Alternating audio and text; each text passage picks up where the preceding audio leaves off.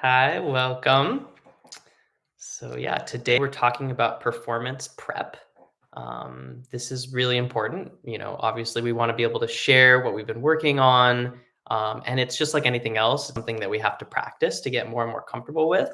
I thought this would be a good time to talk about this because this season tends to be when people do a lot of performing, at least in sort of the music business. There's just lots of concerts and celebrations. Not that there aren't performances happening all year round.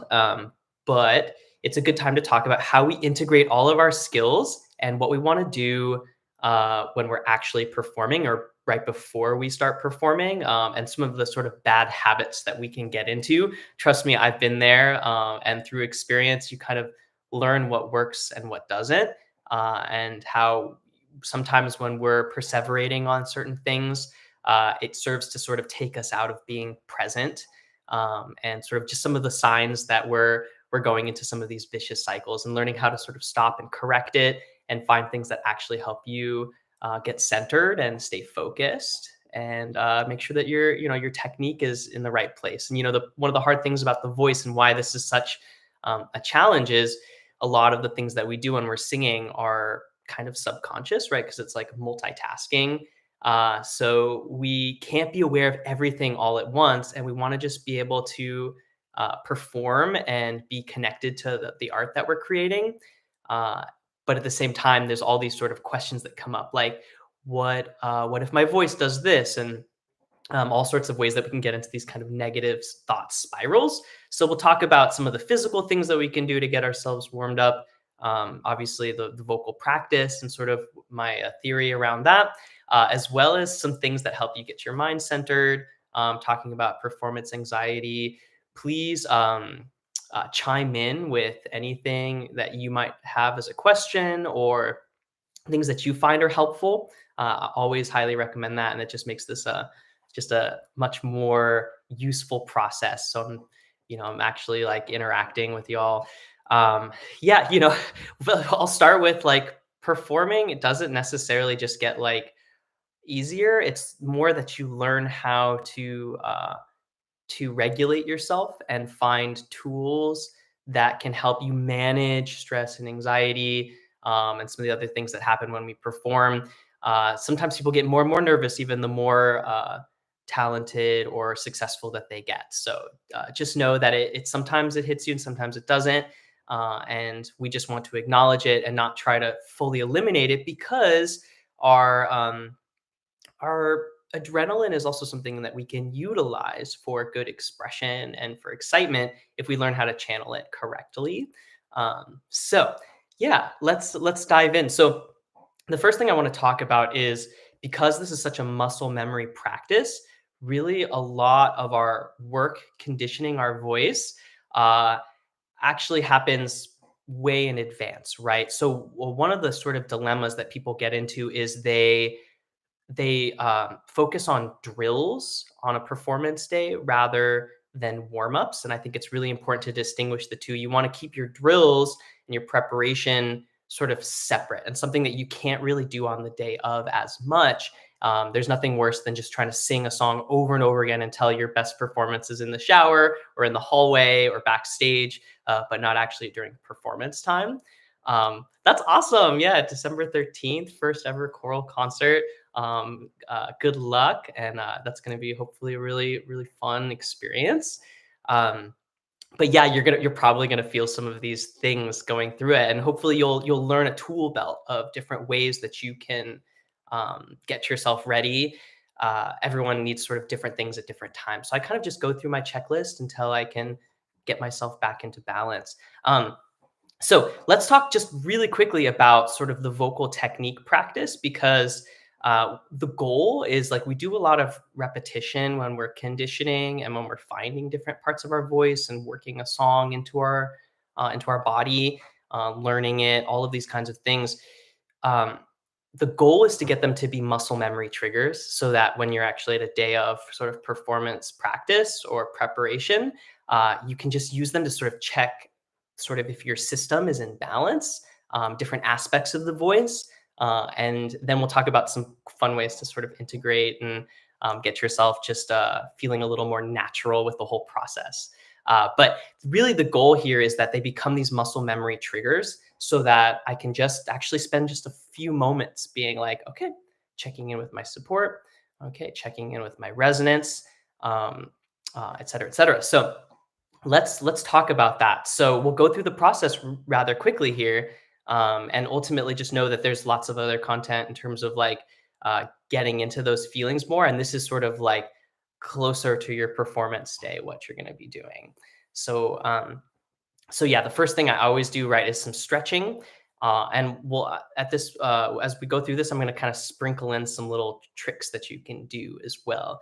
So as you're doing sort of stretch stuff, right? Obviously, we want to think about breathing deeply. All of these things help to relax us. There's also some points that you can massage that can be really helpful. Sometimes this just helps us feel a little more physically grounded. So one of them is really simple. It's just like between your thumb and your pointer finger here, and you can just kind of massage this whole area and breathe into it, and do that on either side. A lot of the times when we get anxious, we tend to lose uh, sort of our like sensory information. We get that sort of like tunnel vision thing. So these are sort of tools to help you sort of ground yourself, stay in your senses. And so part of the reason why I do stretching and all of that kind of work in every practice is I'm touching base with my body, making sure that I have that sensory information, right? Like when you're getting more and more nervous, you start to kind of feel less and you almost feel like a little dissociated from the environment. So that's why stretching can be so helpful. Even like simple things is like shaking your body out, doing your head rolls, giving yourself little massages. um, don't forget to do that because it really does actually help. um, so yeah, this is a really nice one right in between your thumb, breathing. Another one that people don't think about sometimes is actually right here, is to massage this area in the middle of your chest and breathe with that and just take note of how it feels. So give yourself a stretch routine, do forward folds, get on the floor, things like that. Very helpful. Shake it out. Another one is you can practice this is sort of a nice grounding exercise on the physical side.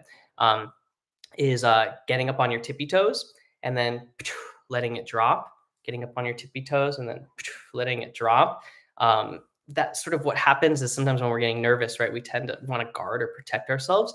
And we start kind of doing this. And it actually makes us feel more and more like lightheaded. Our energy sort of lifts up this way. And so grounding yourself down is really helpful.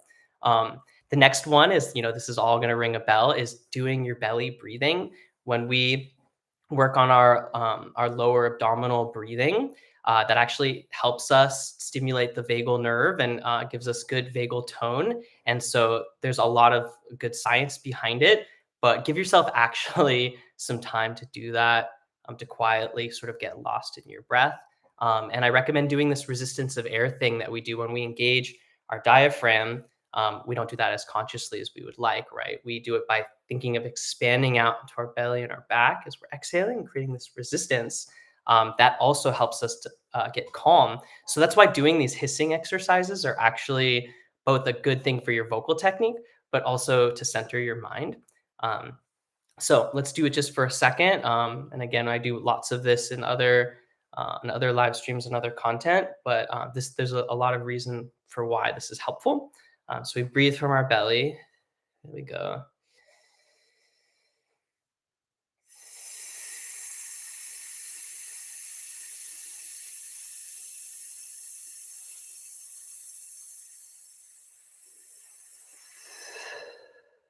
You don't have to hold it to the bitter end, but just try to get a nice even stream and focus on that. Um, and do that a couple times in cycle.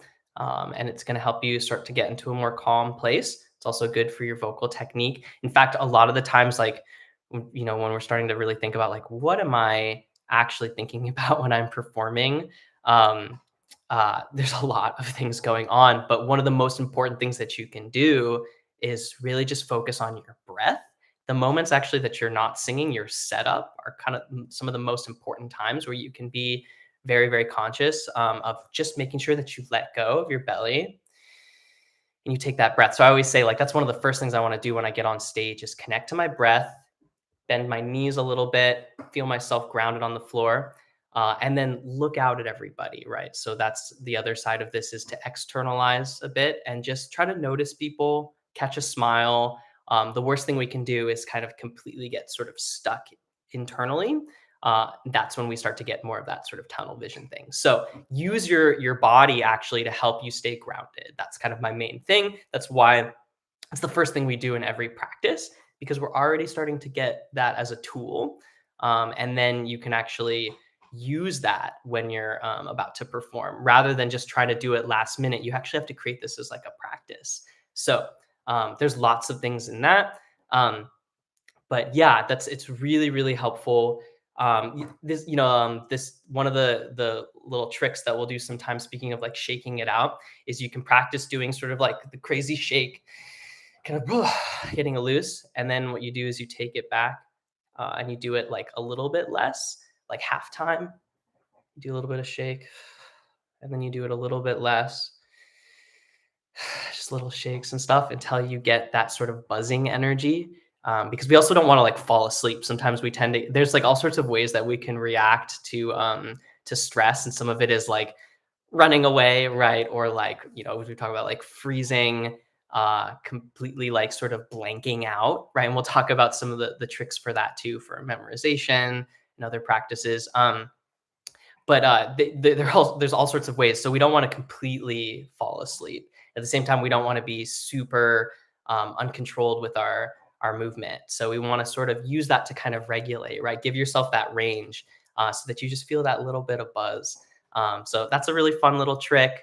Um, and then, so the next thing that I'll talk about is we want to use the humming exercises. It sounds really simple as well, but I'll put some spin on it too, because I think this is really helpful for me at least. So when we hum, we're producing nitrous oxide through our nose. It's really weird. Like it's weird that these chemical reactions and things happen. It's a way that we can soothe ourselves. And so if you do this process, um, then you'll actually find that it will also stimulate and calm your the whole vagal nerve system, and get you a little more in that sort of rest and relaxation place. So it's also good for relaxing your vocal mechanism and finding resonance. And we'll talk about the resonance and alignment thing in a second as well. Um, but we don't have to do like um, like you can do this more than the other things. But ultimately, like when you do this, as a practice, you can really just kind of get connected to your voice rather quickly. Um, that's okay if your computer's acting weird, right? This is always recorded. I know that can be frustrating. One time, it like cut out for me, like right in the middle of doing all this stuff, and it was such a good lesson. And then it was like, oh no. So yeah, so you can just come back if it, or if you find that it's on the fritz. Um, yeah, so the movement while you're in a group, this can be a really tricky thing, right? So it depends, right? Certain groups will want to be a little more still, but I think it's important to have some movement with your body as you're singing. But it really just depends on the style, right? Some of them require it more, actually, like moving around while you sing and grooving out. And some things are a little more sort of relaxed and kind of like even. What I would say about that is that's why I kind of do that shaking thing, is so that I can feel sort of gentle motion in my body, and sort of kind of calibrate it that way. I always say that like shifting your weight a little bit and doing that thing with not fully getting up on your tippy toes, but kind of rocking and doing that kind of stuff can be helpful sometimes, or just taking a moment to like step. I think sometimes like the old traditional sort of practice of being very rigid is not necessarily helpful. And then the other thing is I just think about being integrated with my breath, right? So even if you have little tiny motions, they can help you. They don't have to be super big. The thing to watch out for is if you're doing kind of the same thing over and over again, something that, unless it's part of the groove, like a certain repetitive pattern, like doing this kind of a thing, because it can just be distracting. So that's that one is a little more complex, depends on the situation. Um, but in general, we're trying to get into sort of a calm place where we can have more sort of smooth, synchronized motion. And that sort of kind of mutes it down a little bit. So doing that kind of shaking thing and doing the grounding exercises and the humming as well. So what I'm going to add to this, so when we normally do our humming stuff, right? Like I just pick spots low or in the middle of my voice and be like,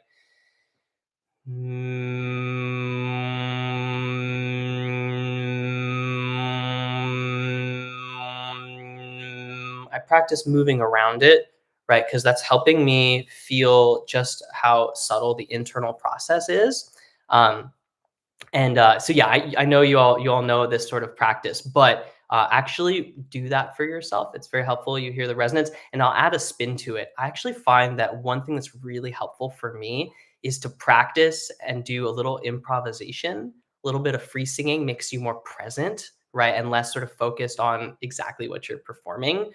We obviously want to run and kind of work through songs. We'll talk about that like a few times. But one of the really sort of bad habits that can happen is that you just start going in a loop with the song that you're about to do, because it'll actually exhaust you and then it will make you less present.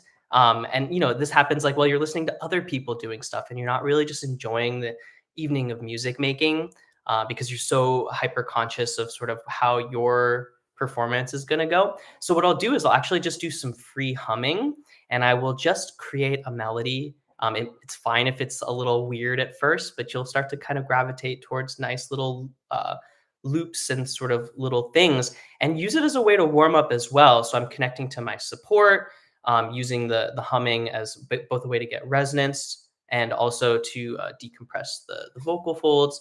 And feel my vocal support. So I'll show you what I mean by this, and you can kind of actually lull yourself a little bit, and it's a great way to warm up. So I'll do this kind of a thing. So after I've just picked a note and I've gotten stability, like then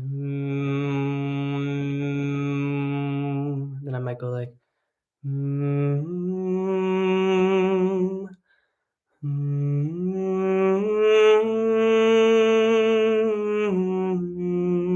I don't know. I'm picking this sort of like very minor kind of melancholy thing, but hey, whatever comes out, right? Um,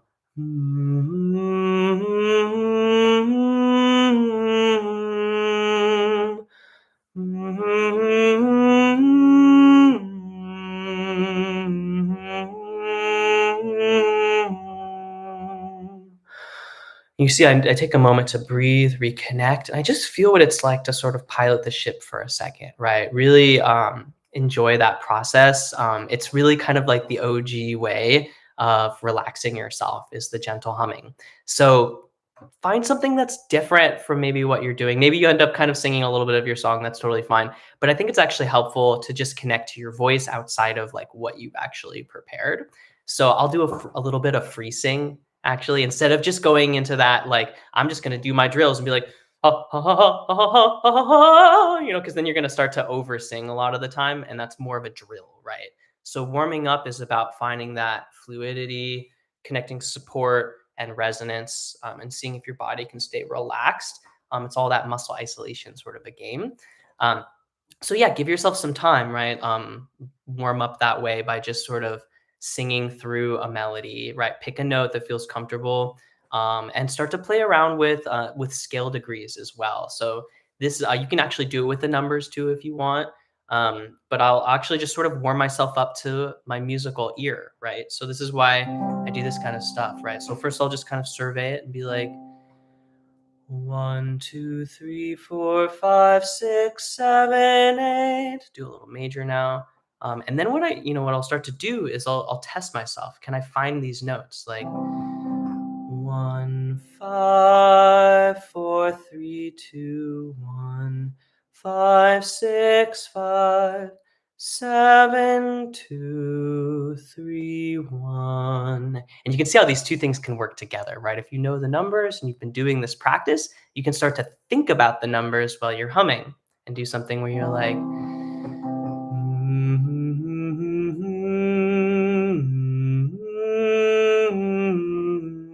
but really try to think about like what number am I actually on? Mm. Yeah, I did. I did a little bit of kind of it sounded a little bit sort of Sephardic. Yeah, that sort of minor melody. Um, just different things that you'll explore. And I find that like I over time I've actually developed these little melodies that are soothing to myself. Right. So you create a lullaby for yourself. Um, just everyone has different tools. Some people like use beta blockers and things like that. And there's, you could also try like natural things like eat a banana. Um, it has some natural beta blockers and things like that. But ultimately, we can learn to sort of hack our system and get calm. Trust me, like if you start to feel like your heart racing and all these things, those are indicators, right, that you're getting nervous. Don't try to hide it. Don't try to sort of like block it as much as actually work through it. Do the massaging, do some deep breathing, um, sing a little melody. Help a good way to keep yourself warm as well with your voice. So like if you're sitting around, I mean, obviously like this is backstage. If you're on stage, sometimes we can do little tricks with our support. Like I talk about this one in the very beginning to help people, but if you blow against your hand, you can just feel that connection to your belly for a second. So if I'm just connecting there for a second. So it's like, you could just like look like you're sort of coughing for a second. And a lot of professional singers will have their little singer straw and they'll just kind of blow into it to gain that connection and just to sort of get it there. It's why I really like using like staccato style exercises as well, just to keep this area neutral and um, feel myself sort of connecting and being grounded and watching for any of these habits. Um, Yeah, so humming is a great way to start. It's there's just a lot of science behind that. Now, part of it is because it creates a lot of that back pressure. So if you're over singing, you'll feel that. And it actually helps you sort of balance that out a little bit. But there's other ways, right? So singing through a straw is a similar type of practice. Again, you don't have to buy those fancy singing straws, but you can even like poke a hole in a cup and sing through that hole, and that will do the same thing. Or just think about a small space, right? So humming are just our noses, the only thing that's sort of open, right? If I start humming and I'm like, it'll immediately pressurize. Um, so you want to first do it that way to feel that resonance, and then of course do it with open vowels as well. So eventually that lullaby thing could be like a again like the sort of Sephardic thing.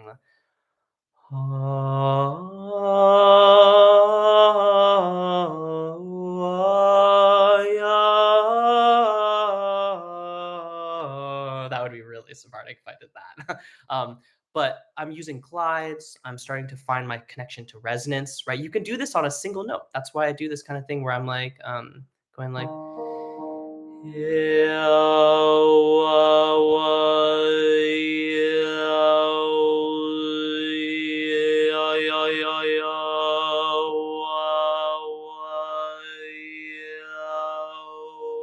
I'm just trying to feel that connection to that sort of tinny ringing sound and how much pressure I need to get that to happen. Um, those are going to be really, really helpful things to do to kind of calibrate your system. And then once you get the sense of that resonance, slide around on the vowel. So you might start with a hum, might turn into some vowel work and some resonance stuff, and you can start to throw in all your technical things.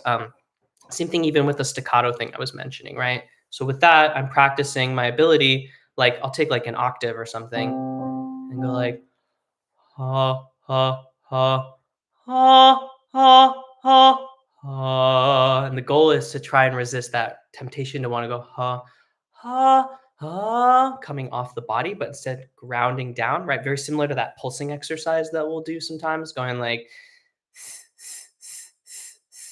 ha ha ha ha ha ha ha ha ha ha ha ha ha ha. Right, I can just make up a little melody like that. So don't get so stuck in your typical drills. I think sometimes that will uh we get sort of stuck in this pattern of like, well, it felt this way a few days ago, and then you just start doing these repetitions, and then you're just over singing.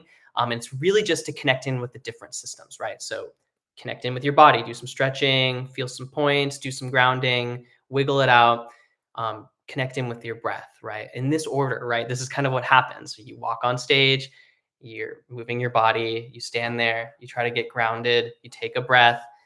Then we practice sort of catching the resonance. Um, uh, yeah, so that usually that means that you're maybe a little disconnected from the support. So humming helps us feel that out, that resonance. Use glides, right? So going like ya or wa. We're going from a smaller space to a bigger space. That will help you. Straw, phonation. Um, Essentially, like sometimes it just means that like when our mouth is closed, it's easier for us to regulate the pressure and get the right kind of balance.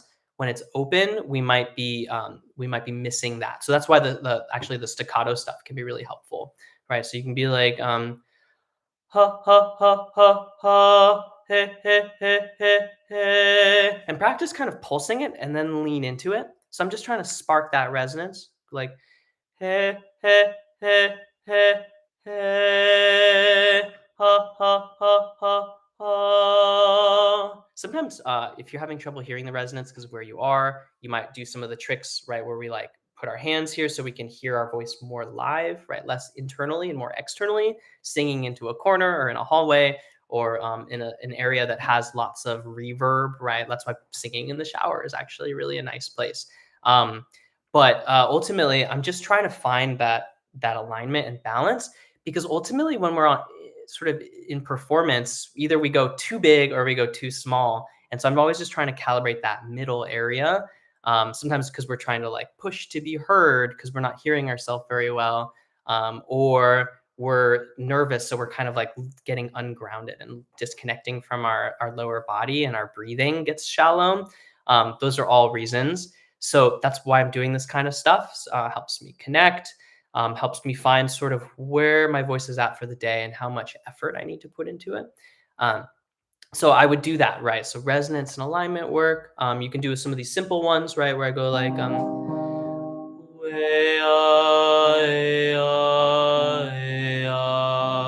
the reason I do these descending patterns, they start on a slightly higher note and descend because you feel yourself engage and then you let it relax. Because the other things that happen is we tend to get kind of rigid and hold on to things. So I'm kind of continually grounding the energy down, like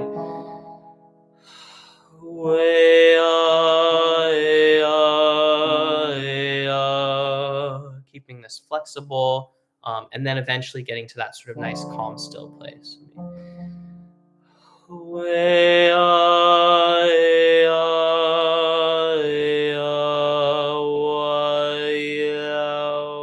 Right, moving through all of that. You can put your hands in different areas for a second too, can be helpful just to see if you're overexerting. Um, so that's that whole practice, stretch, breathe, hum, resonance, and alignment, and a little bit of support conditioning. It's kind of like the main thing that you need to do. Also, I would, if you're going to go up into head voice or depending on your singing style, I would practice that as well, doing a little bit of just some sliding around, right? Sirens are great. Like, E and oo are really great. And then, ultimately, like a full connection is just feeling your ability to move from one side to the other, from chest voice to head voice, doing like an or people will like to use the lip trill a lot of the time, right? Like,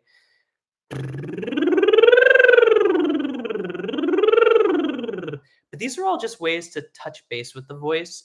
And then ultimately, you have to trust your practice. So, what I'll say is, uh, a lot of what's going to help you with your performance is what you do days leading up to it.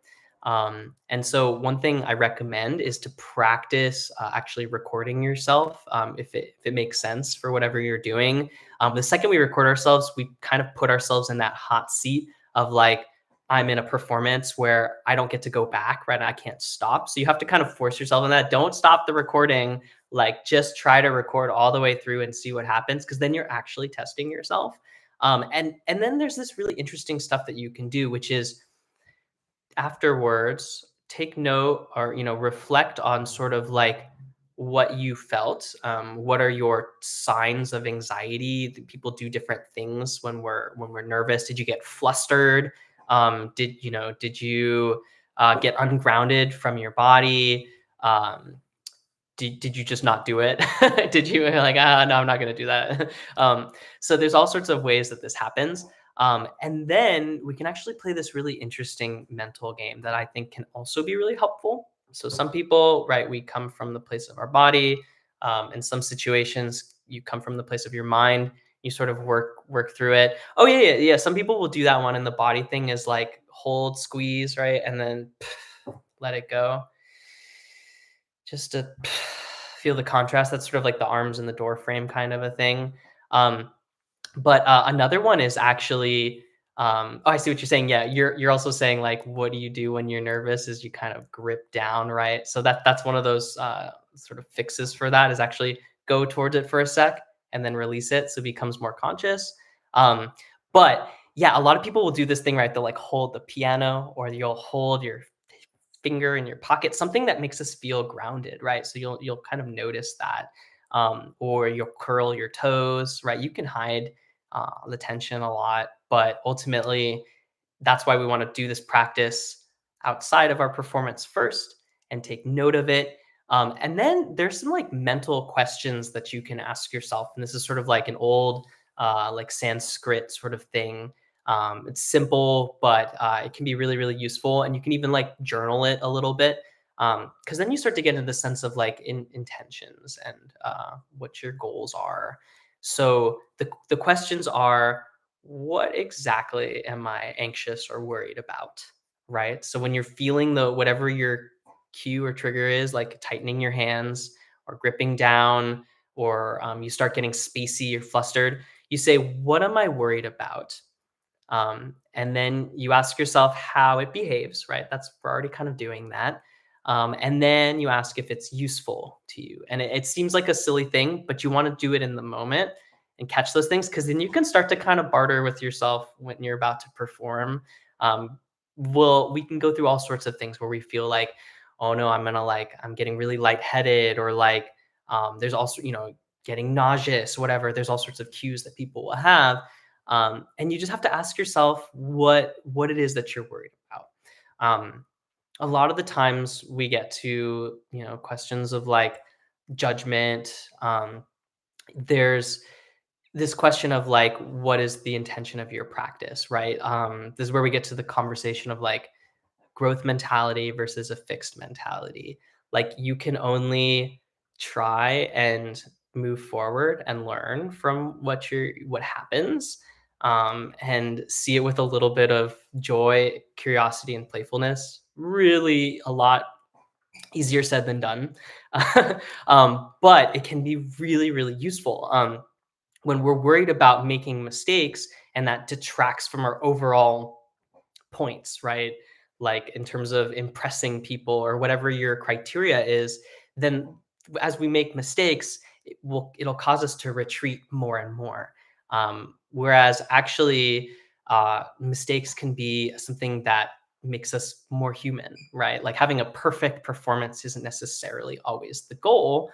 And I think the reality is people in most situations, unless you're in like a really intense competition or something, do not care about that stuff as much as your ability to be expressive and perform, and make beautiful music. And so your technique is going to be where it is when you perform. Like not much really changes, but we can mess with ourselves with our mind and actually make it much worse, right? So one of them is one of the things that are signs of sort of that stress pattern is holding back too, right? From allowing yourself to fully engage.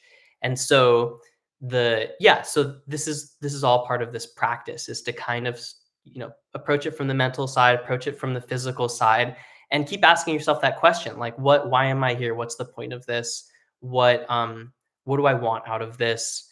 And what are my anxieties telling me, right? And if you can do that way beforehand, and you're recording yourself and noting those triggers, then you can actually develop a way to regulate yourself, and little steps, right? And then maybe you try singing in front of a trusted friend or a teacher, right? That's really one of the big things that a teacher can be helpful for. Like with some of my students, we'll have like our regular vocal practice and work on technique things, but we'll also devote some time to just playing and singing through a song, and then just kind of like addressing things after the fact and just getting used to that ability, because a lot of times people aren't actually practicing that until the moment they get there, and then you're in front of all these people and you have no tools to use, right? So there's a reason why that can be like a make or break moment. um, yeah.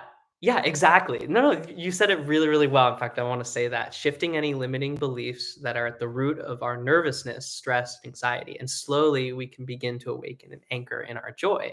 Yes, yeah. And so I treat singing as a wellness practice for myself, and like, but don't be mad at yourself if you get nervous. I think it's a very, very common thing, and then we can channel that adrenaline into joy and excitement. And then instead of like, oh, I have to sing, it's like I get to sing, and I feel very grateful. And the more you can take moments to connect with people, catch a smile, um, recognize your humanity and your imperfections, the more you're going to start to actually make really beautiful, meaningful music. But again, way easier said than done. Sometimes I'm blessed with that feeling, and sometimes you're fighting and struggling with yourself through the whole process. And then I'll tell you one thing that's interesting is do this only with trusted friends and colleagues who are maybe watching, if that's the case. But you can actually like ask them if they noticed if your nerves or anything like that, because a lot of the times I'll have this internal battle and I'll be like, oh my gosh, like I'm losing it, like but I'm doing just fine actually. And then you ask someone, and they're like, I was not aware of that, I was thinking about what I'm going to do tomorrow or whatever. Like, to be honest, like when you realize that maybe people care way less than you do, then it's actually a different game, right? You're trying to get them involved and present with you. So you can start to flip this around, right? Because actually, we are way more of a critic to ourselves than other people are a lot of the time. And if they are, then like that's there's some other they have some growing up to do in their own way. So that's just something to think about. This practice takes time to get comfortable performing, and you have to just kind of keep showing up to the table. And so here's one that I find is kind of nice too, in this sort of spirit of silliness and joy. And people do this in like acting world all the time too, but it's also helpful for our focus. Is If you've tried tongue twisters, I highly recommend it.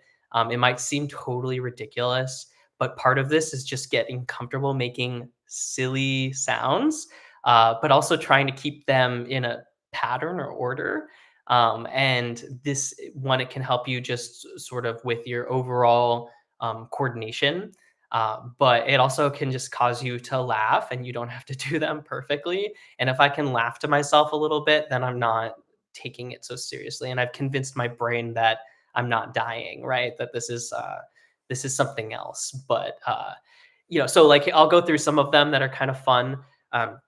So like thinking from back in my time, one of my favorites is the big black bug bled blue blood. And you say that, you go, the big black bug bled blue blood, the big black bug bled blue blood, and you try to say it like that. Or another one is, New York, you need New York, you need unique New York, New York, you need New York, you need unique New York. And you get just to that level where you can't possibly say it right until it sort of explodes out.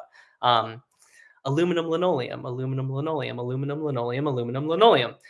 That can be a fun one. And then I remember in some times when some like musical theater shows and stuff where we're just kind of like shouting that out. And it's like, to anyone outside of that realm, you might think these people are crazy art kids. And you'd be right, that's true. But it's actually a really complex process what's happening, right? We are learning to regulate our emotions and doing it as a group, right? So that camaraderie can be really, really helpful. It's one thing when you're soloing, but a lot of times we're working with other artists, and the more you can connect with people you're making music with, the better too, right? So like in interludes, and like if I'm doing a solo and I have an accompanist, I'll make sure that I take moments to connect or at least watch them. And that's part of that externalizing thing, when I have like a little break in where my singing is, or even sometimes as I'm doing it, right? So you can do those. I'm trying to think, does anyone else know any other good tongue twisters?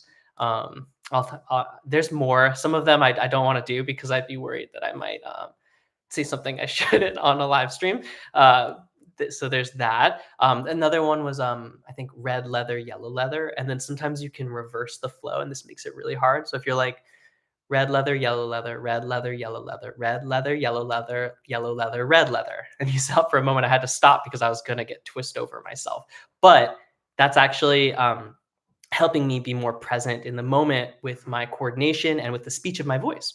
Um, uh, so yeah, well, so diction is it's like a lot of it is with that, but actually, speaking of warm-ups, sometimes there's actually sort of different zones, right? So you've got like lip consonants, right? Like ma, ba, pa, wa.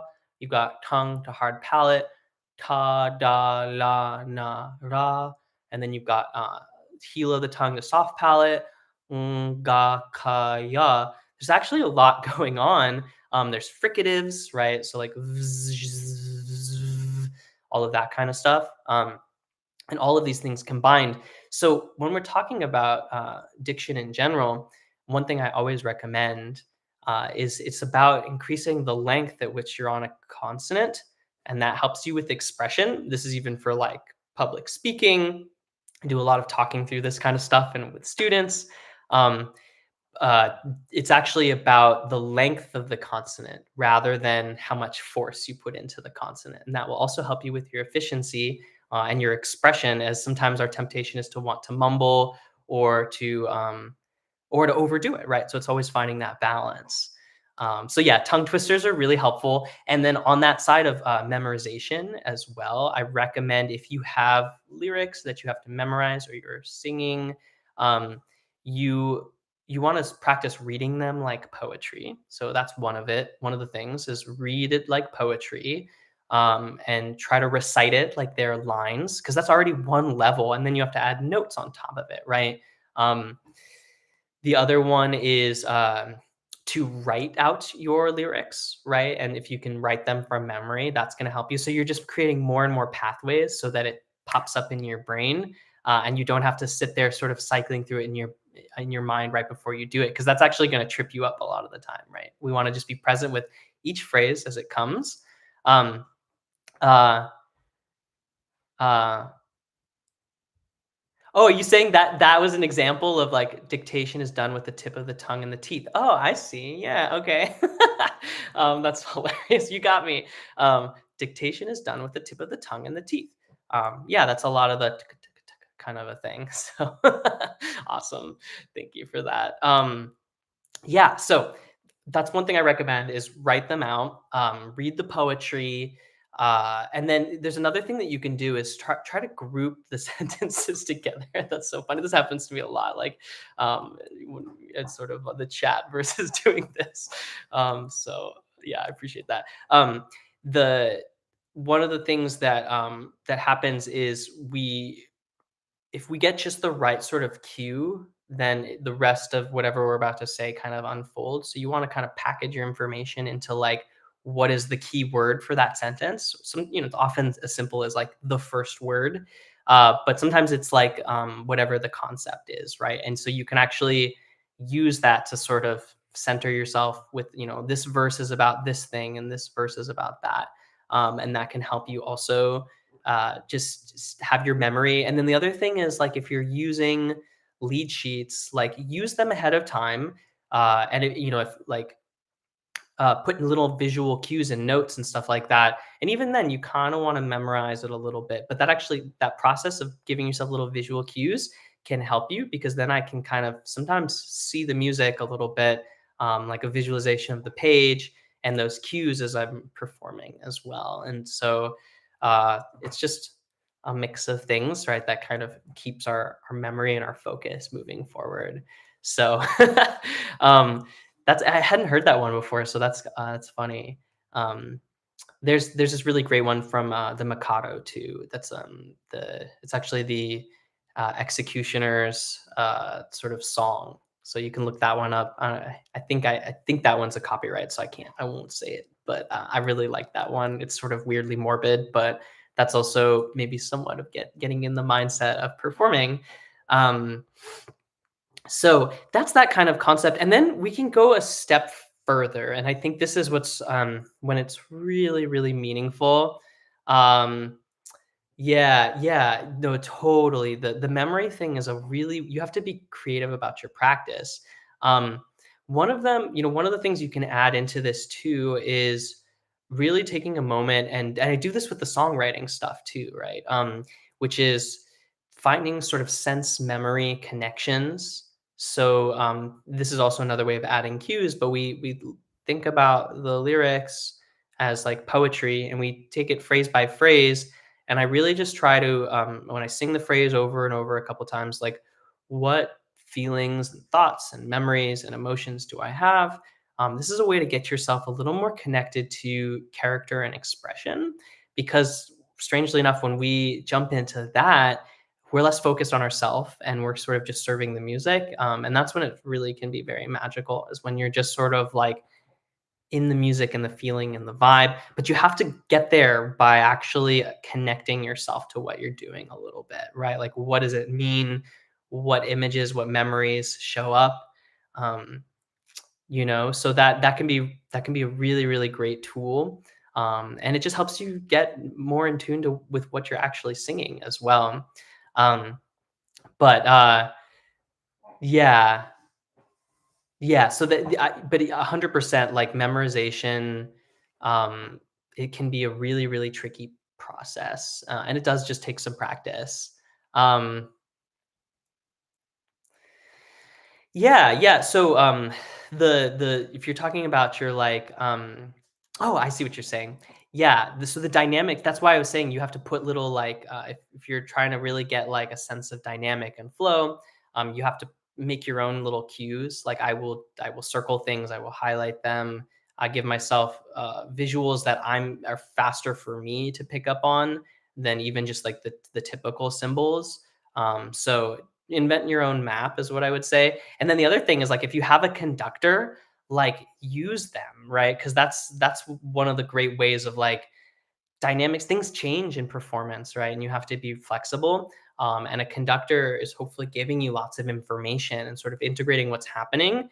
And so I find that the best thing I can do is know kind of what's supposed to happen, but then just be present with the person sort of helping guide along the music. And that's going to really, really help with that process as well.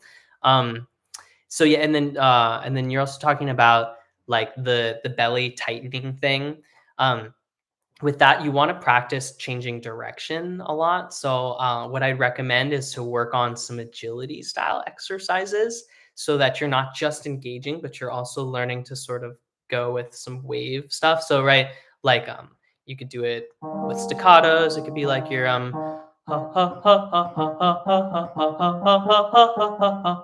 and then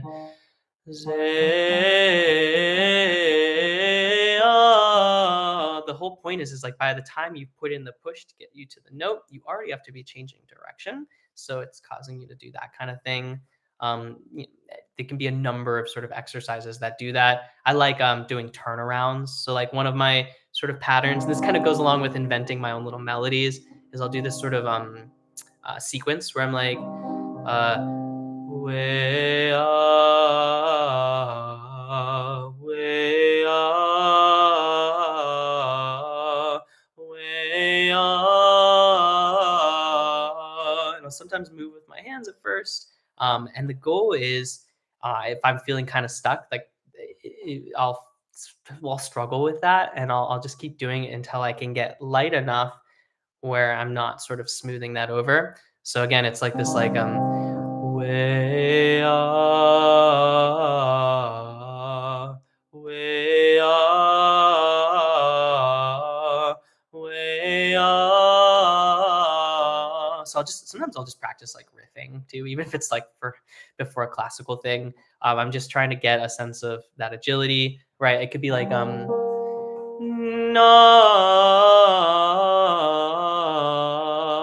practicing that kind of a thing. Or another one that I really like is this sort of descending, like, pentatonic thing where I'm like, whoa,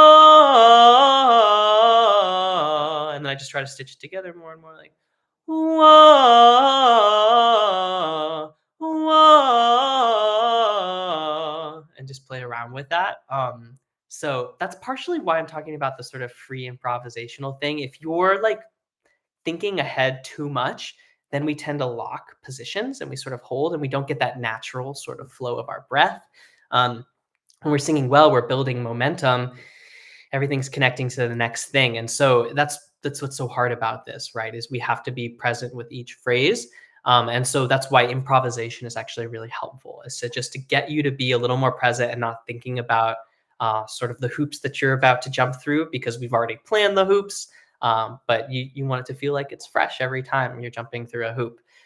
So that's kind of why I'm talking about it this way, and that's why I really appreciate y'all uh, doing this, right? You know, both of you, like Deborah and Sheila, like you're both talking about like so dynamic markings. That to me is so much more about being present. Like if you're just like, okay, the dynamics are set, then you might make a mistake because everyone else is not doing what you're doing. And I'm always just ready for the unexpected. And if you're really present in the moment, you're going to be able to shift. And of course, practicing your ability to shift dynamics can be a whole thing. Um, but especially in choral situations, if you have a larger group, you can drop out and take a breath. Stagger breathing is really how that stuff works, right? It's sort of like a magic trick that we do, is we, like dolphins, sort of jump in and out of the texture and contribute to whatever sound we're trying to make. Um, Dynamics for me are really about being present a lot of the time. I mean, you can plan some of it ahead of time, but most of the time you don't even need to, if you're being present in the moment and receptive with your voice.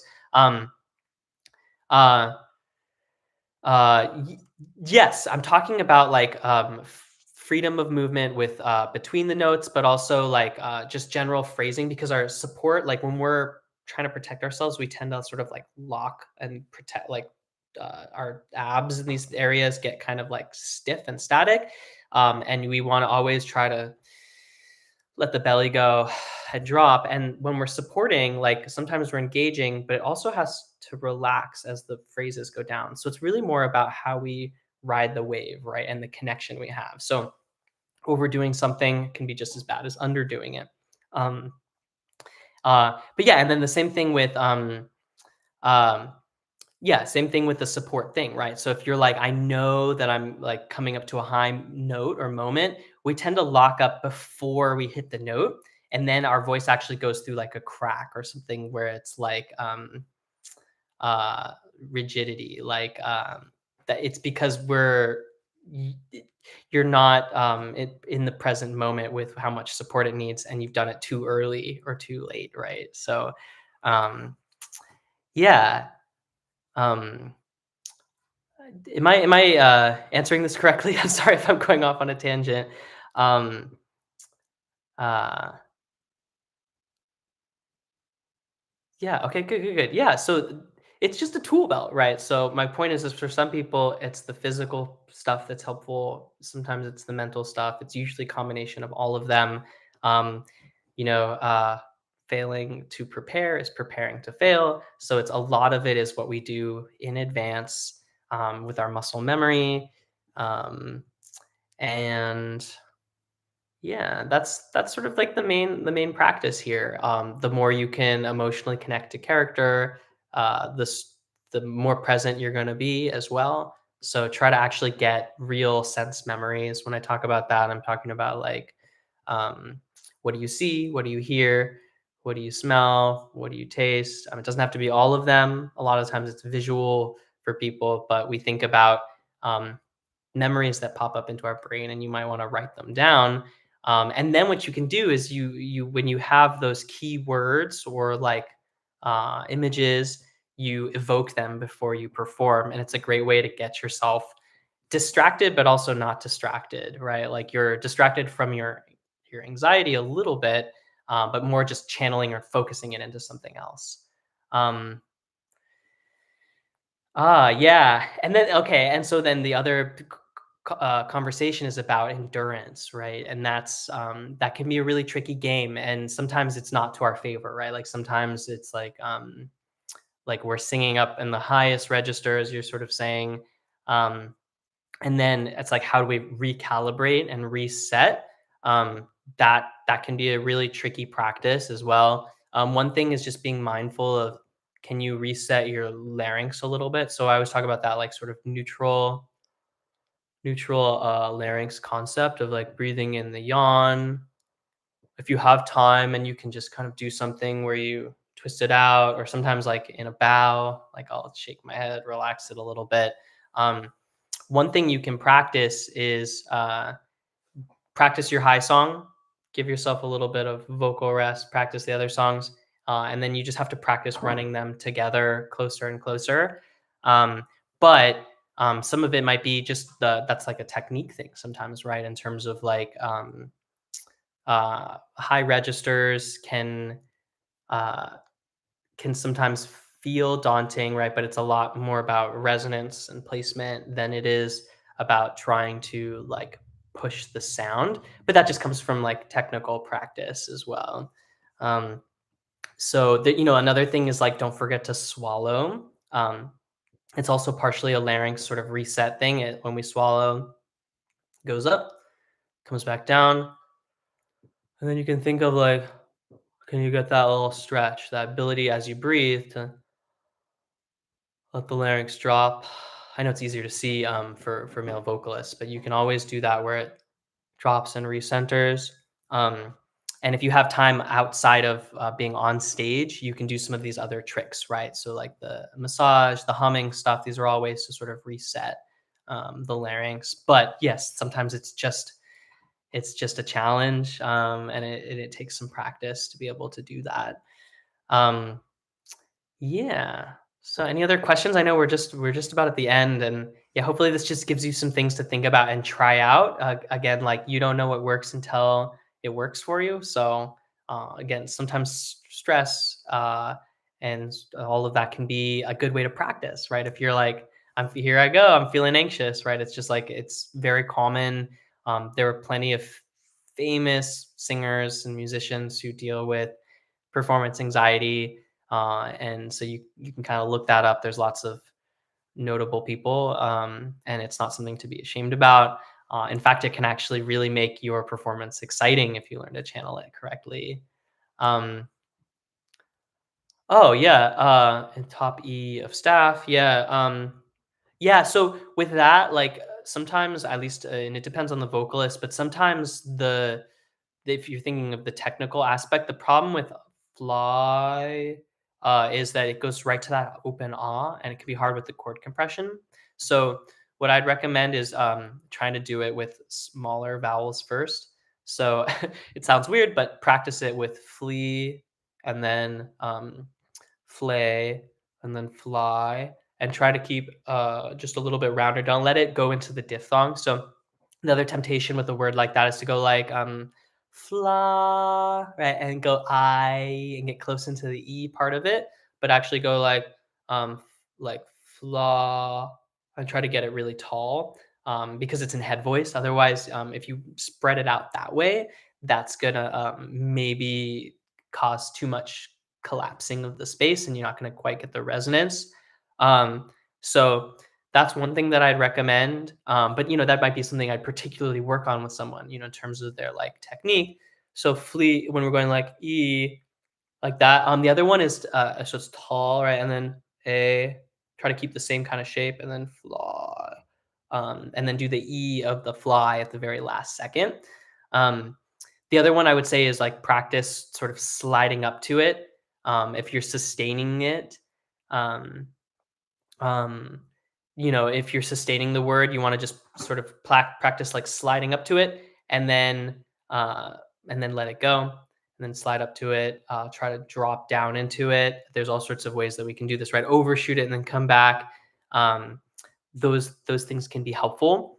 But yeah, you want to think like uh, so yeah, if I that's a pretty high note. So yeah, yeah, I was just gonna say it's almost like more about the setup than it is about the note itself, right? So if you're having trouble with a high note, check the notes before, obviously, but part of it is it's getting that set up. So if let's say you have notes before that are leading up to fly, you want to kind of breathe with the space of that high note, and so I would think like up and then I'm doing my stuff, and then I have that sort of targeted a little bit. Yeah, and it's just in general think sort of fluting this way for high head voice kind of stuff. So good, good, good, good. It's funny how like that could even just like a little suggestion in the right direction can help. It's just because the ah vowel tends to want to open up too much, and it can be really hard to keep the resonance sort of consistent. So yeah, and ultimately like that's part of what a voice teacher does is like our practice is to help people with little modifications so that you can get just a smoother, more integrated approach. And that's like sometimes it's a mechanical thing, but sometimes it's just our nerves, right, and our ability to catch the right breath and stay grounded and feel calm. So um, yeah, do some agility stuff for you, Sheila. I think that would be really, really helpful. Um, I find that's very nice for myself too, because the more that we try to like sustain and lock into things, the more we might risk fatiguing ourselves. It's just sort of like an objective truth, right? So I stay light and flexible. I do more sweeping pattern exercises, like all these ones where I'm like, yeah.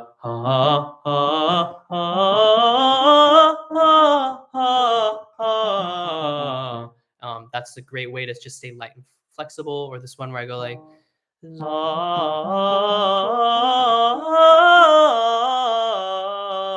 kind of jumping around like that. Because a lot of times it's our anticipation, right, that kind of gets us to lock up.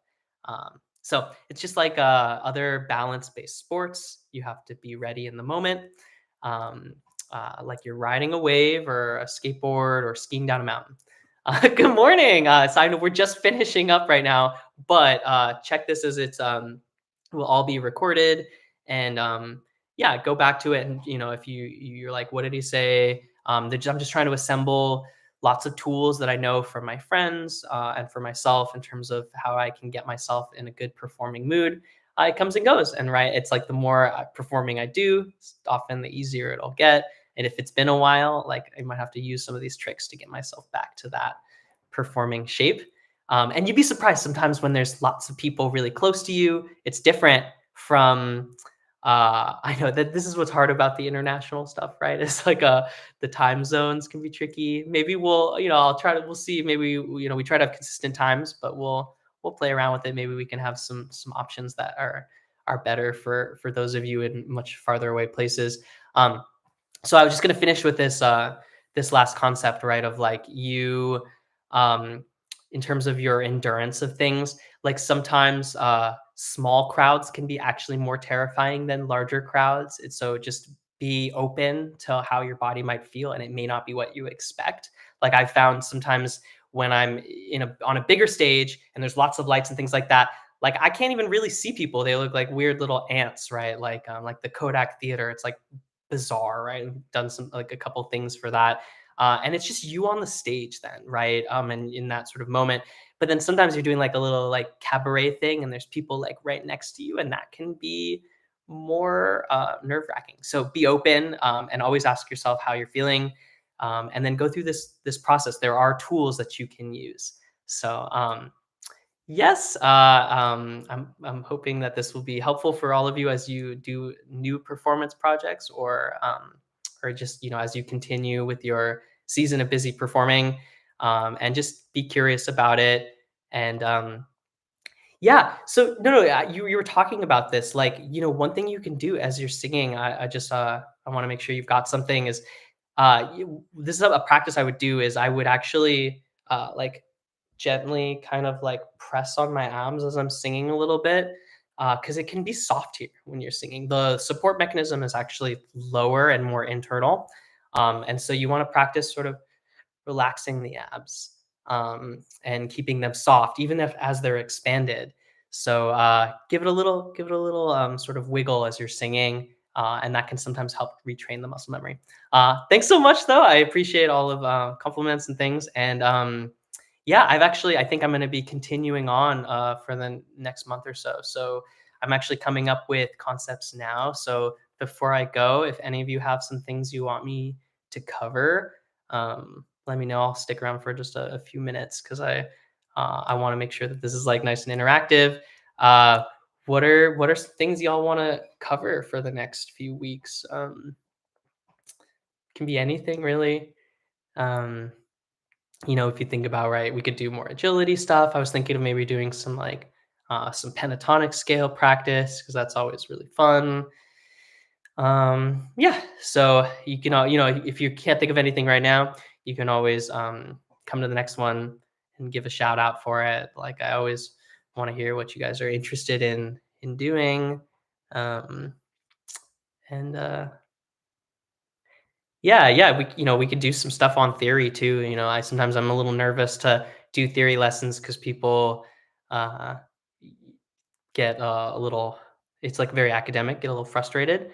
Um, so that could be really fun. Maybe there's a concept of like doing uh, music theory application and how you sort of like can practice that stuff. It's very helpful for songwriting and also for nerves in general, right? The more comfortable you are with music as a language, the easier this stuff gets to. So less mysteries. Um, uh, yeah, and then yeah, how we know if vocal exercises work or not. That's what I would talk about is mapping out with your voice, and you have to start to pay attention, like uh, sort of signs with your voice in terms of like your range increasing, more endurance. There's all sorts of ways that we can talk about that, but often the whole point of vocal exercises is they are a question, and how we feel is sort of the answer. So uh, you'll know as they start to feel easier to work with. And if they're not, then it's usually a moment where we have to look back and sort of figure out what's out of balance. So a teacher can help guide you through that. Look in a mirror, use your hands. Singing should ultimately feel relatively effortless, but it does take some time to condition things. So if you've got lots of habits where you're straining or cracking, things like that, whatever you're doing is maybe pulling your voice out of balance. And so you have to do a workaround. So I'd say the best way to work exercises is to do different categories like this. Like sometimes we're doing agility, sometimes we're doing breath work, sometimes we're working on head voice. Yeah, pentatonic, good. I had a feeling, right, that was going to be a fun one. Um, Such a useful thing to learn. Um, so okay, great. Well, at least got like a. Um, are you saying like a piano accompaniment or like uh, that kind of a thing? Like one thing we could talk about, and this is kind of a highly like uh, mechanical. It's a little bit, yeah, like a little bit of a music theory kind of a hybrid thing, which is how you accompany yourself with lead sheets. We can get a little technical, and I'd be happy to answer any questions. That's one of the biggest skills I use when I'm teaching people quickly is like looking up a lead sheet for a song and learning how to improvise it so that I can accompany them. Because I remember as a teacher, like learning prepared pieces takes time to build up your repertoire. And then it's like, oh, well, I only know this song and this song and this song, and this person's range is in a totally different place. When you learn how to use lead sheets appropriately, you can just get just the outline of comping the chords, and then it's good for your own practice.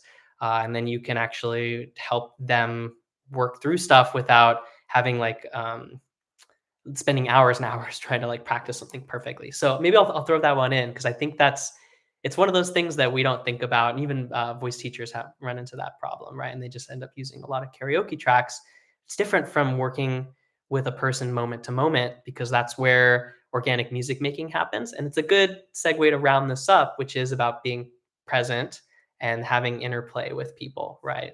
I think that's actually when you learn to do that more, it becomes more fun. And it's less like I have prepared something and you all can now judge it. It's more like I'm doing something organic in the room and other people are just there to witness. Um, so yeah, great. I'm excited. I'll start working on some of those topics and I'll see you all next week. All right. Take care, everybody. Have a good rest of your day, morning, or evening. All right. Bye now.